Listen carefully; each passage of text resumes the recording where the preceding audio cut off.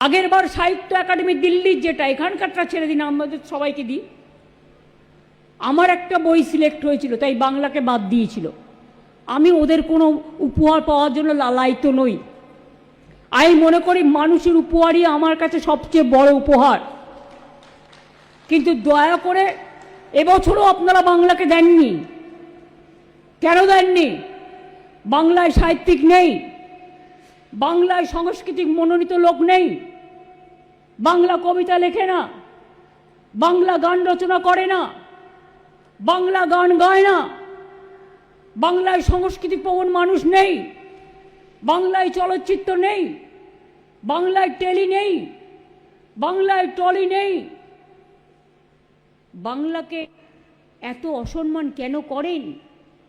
মনে রাখবেন, 21 মানেই সংগ্রাম, আর 21 মানে অঙ্গীকার। জান দেব তবু মান দেব না।